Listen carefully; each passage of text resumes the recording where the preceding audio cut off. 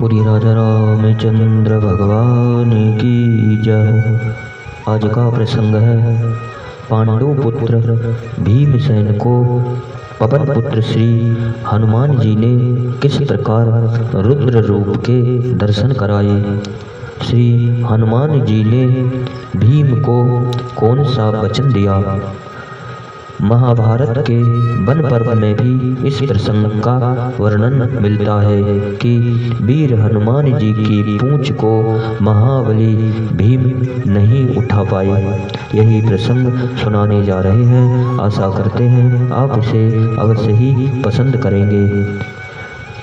श्री हनुमान अंक के अनुसार एक बार श्री हनुमान जी ने भाई भीमसेन को भी रौद्र रूप का दर्शन कराया था। बात है द्वापर युग की। तब पांडव अरण्यवास कर रहे थे। अर्जुन से मिलने की इच्छा से वे द्रौपदी सहित उत्तराखंड के पवित्रतम श्री नर नारायण आश्रम में पहुँचे। वहाँ एक दिन ईशान कोण से वायु के सहारे सौगंधिक नामक एक सहस्त्रदल कमल उड़ आया। उस सूर्य तुल्य तेजस्वी दिव्य कमल में अद्भुत मनोमोहक गंध थी। उसे देखते ही मुग्ध होकर द्रौपदी ने भीमसेन से कहा कि आर्य, यदि आपके मन में मेरे प्रति वास्तविक प्रेम है तो आप ऐसे ही अद्भुत सुगंधित दिव्य कमल और ला दीजिए। मैं उन्हें काम्यक वन में अपने आश्रम पर ले चलूंगी। अपनी प्रियतमा द्रौपदी की प्रसन्नता के लिए भीमसेन ने तुरंत अपने स्वर्ण जटित पीठ वाले विशाल धनुष और तीक्ष्णतम सरों को उठाया और वायु जिस ओर से उस अनुपम सुगंधित दिव्य सहस्त्रदल कमल को उड़ाकर लाया थी, उसी ओर तीव्र गति से चल पड़े। परम पराक्रमी भीमसेन मार्ग में भीषण गर्जना करते हुए जा रहे थे।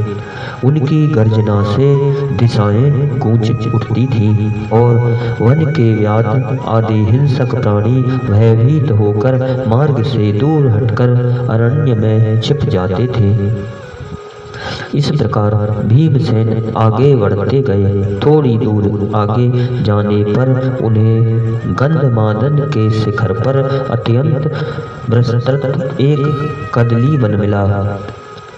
वहाँ कई योजन लंबा चौड़ा था।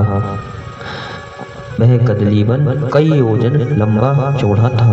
वीरवर भीमसेन ने गर्जना करते हुए उस कदली वन में प्रवेश किया। उसी वन में श्री हनुमान जी रहते थे। उस भीषणतम गर्जन को सुनकर उन्हें समझते देर नहीं लगी कि यह मेरा भाई भीमसेन ही है। भीमसेन का इस मार्ग से स्वर्ग जाना उचित नहीं। यह सोचकर वे कदली वन से होकर जाने वाले सकरे मार्ग को रोककर लेट गए। श्री हनुमान जी वहाँ जम्हाई लेते हुए जब अपनी विशाल पूंछ फटकारते तब दिशाएं प्रतिध्वनित हो जाती और पर्वत शिखर टूट टूट कर लुढ़कने लगते थे।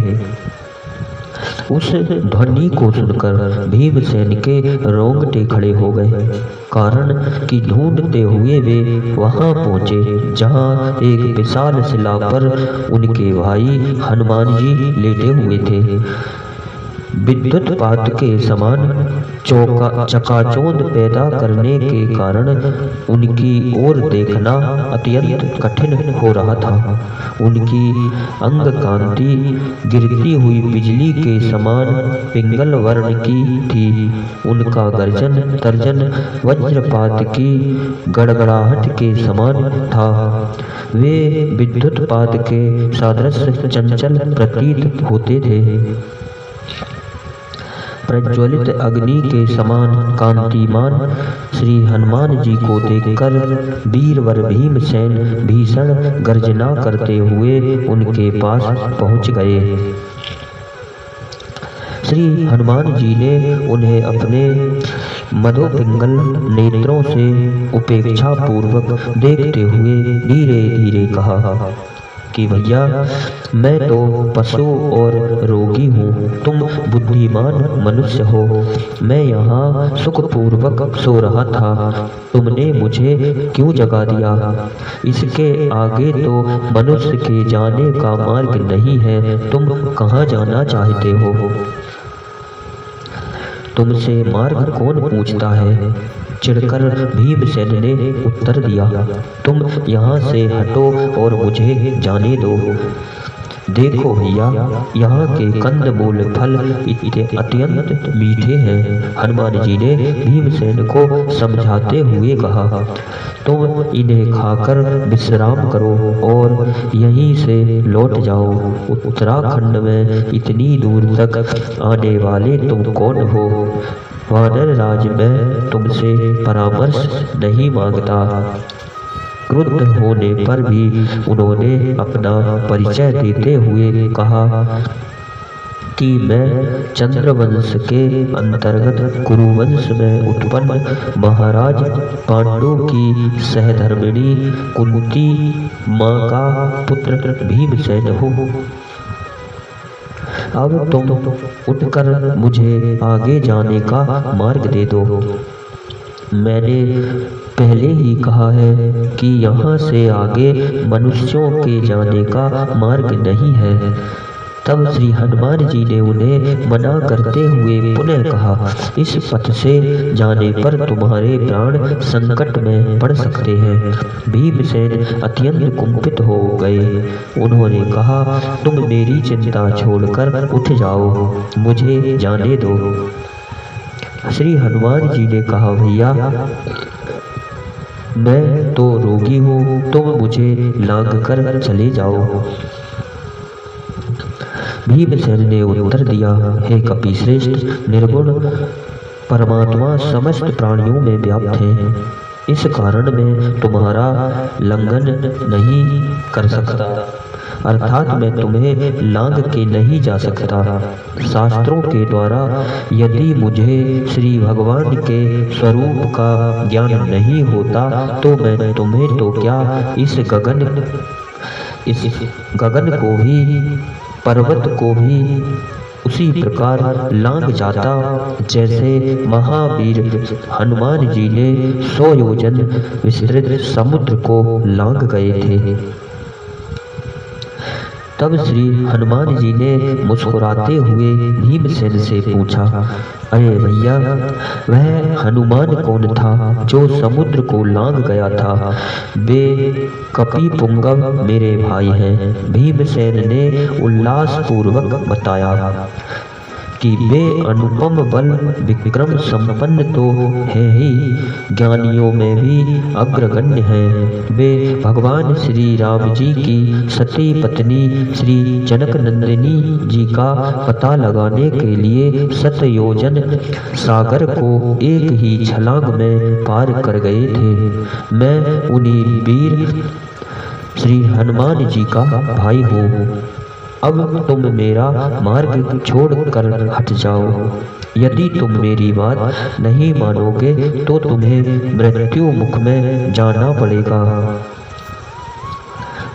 मुझे वृद्ध रोगी पर रोष मत करो भैया, हनुमान जी ने धीरे धीरे कहा। आसक्तता के कारण मैं तो उठ नहीं पाऊंगा, अतः तुम मेरी पूंछ हटाकर चले जाओ। श्री हनुमान जी की बात सुनकर वायुपुत्र भीमसेन क्षुब्ध हो उठे। उन्होंने बाएं हाथ से पूंछ हटा देना चाहा, किंतु यह देखकर वे चकित हो गए कि पूंछ तो हिल भी नहीं पा रही थी। भीमसेन ने जोर लगाकर उसे फिर से हटाना चाहा, पर वह टस से मस भी नहीं हुई। तब उन्होंने दोनों हाथों से अपनी पूरी शक्ति लगा दी। उनका मुखमंडल श्वेत सिक्त हो गया, पर पूंछ अपने स्थान से तिल भर भी न हट सकी।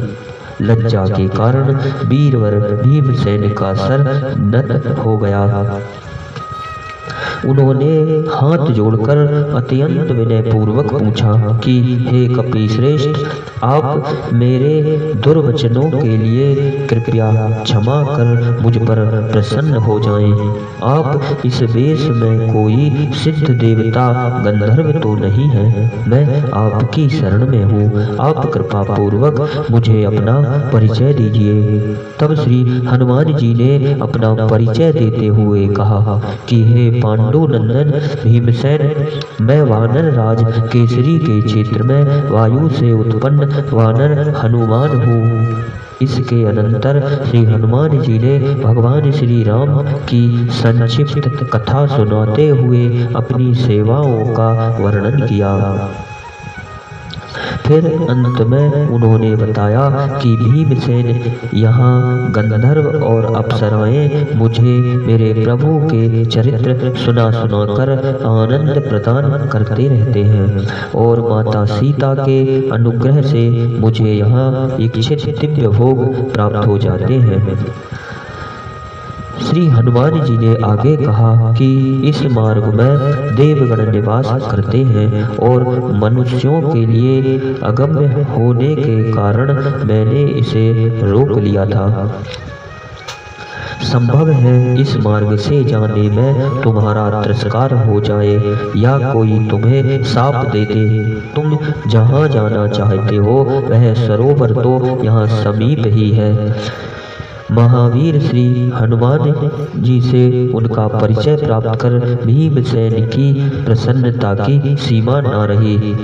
वे अपने बड़े भाई के चरणों पर गिर पड़े और फिर उन्होंने अत्यंत प्रेम पूर्वक कोमल वाणी में कहा कि आज मेरे सौभाग्य का कहना क्या, जो आपने कृपा पूर्वक मुझे अपना दर्शन दिया।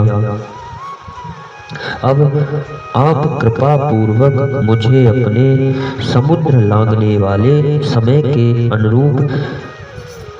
अनुपम उस स्वरूप को भी दिखा दीजिए। उसके दर्शन की मेरी बड़ी इच्छा है। भीम कहते हैं कि समुद्र को लांघते समय आपने जो रौद्र रूप धारण किया था, आप मुझे उस रौद्र रूप के दर्शन कराएं। श्री हनुमान जी ने हंसकर उत्तर दिया कि भाई भीमसेन, तुम तथा अन्य कोई मनुष्य उस रूप को नहीं देख सकता। तदंतर चारों युग अनेक आचार, धर्म, अर्थ और काम के रहस्य, कर्म फल का स्वरूप तथा उत्पत्ति और विनाश का वर्णन करते हुए श्री हनुमान जी ने भीमसेन से कहा कि तुम मेरे उस स्वरूप को देखने का आग्रह मत करो, अब सुखपूर्वक लौट जाओ। किंतु भीमसेन ने सा आग्रह प्रार्थना की। बार बार भीमसेन प्रार्थना करते हैं कि आप कृपा पूर्वक मेरी इस इच्छा की पूर्ति तो कर ही दीजिए। आपके उस अद्भुत रूप का दर्शन किए बिना मैं यहाँ से नहीं लौटूंगा। अच्छा, तुम नहीं मानते तो मेरे उस रूप को देखो। इतना कहकर श्री हनुमान जी ने अपने भाग्यवान भाई भीमसेन को अपना वह विशाल रूप दिखाया जो उन्होंने समुद्र लांघते समय धारण किया था। वे अमित तेजस्वी हनुमान जी वृक्षों सहित समूचे कदली वन को आच्छादित करते हुए गंधमादन पर्वत को ऊंचाई को भी लांघ कर वहां खड़े हो गए। उनका वह उन्नत विशाल शरीर दूसरे पर्वत के समान प्रतीत होता था। लाल आंखों, तीखी दाढ़ों और टेढ़ी होंठ से युक्त उनका मुख था। श्री हनुमान जी तेज में सूर्य के समान दिखाई देते थे। उनका शरीर स्वर्ण में मेरु पर्वत के समान था और उनकी प्रभा से सारा आकाश मंडल प्रज्वलित सा जान पड़ता था। अपने बड़े भाई हनुमान जी के उस विराट रूप को देखकर भीमसेन के आश्चर्य की सीमा न रही। उन्होंने अपनी आंखें बंद कर ली। विंध्यगिरि के समान श्री हनुमान जी के उस विशाल स्वरूप को देखकर उनके रोंगटे खड़े हो गए। तब हाथ जोड़कर भीमसेन ने अत्यंत आदर पूर्वक कहा, अद्भुत सामर्थ्य संपन्न श्री हनुमान जी, मैंने आपका वह भयानक रूप देख लिया। अब आप कृपा पूर्वक अपने मैनाक पर्वत के समान अपरिमित और दुराधर्ष रूप को समेट लीजिए। मैं आपकी ओर देख भी नहीं सकता, किंतु मैं सोच रहा हूँ कि आप जैसे वीर पुंगव के रहते हुए एक तुच्छ असुर का संहार करने के लिए स्वयं भगवान श्री राम को युद्ध क्यों करना पड़ा।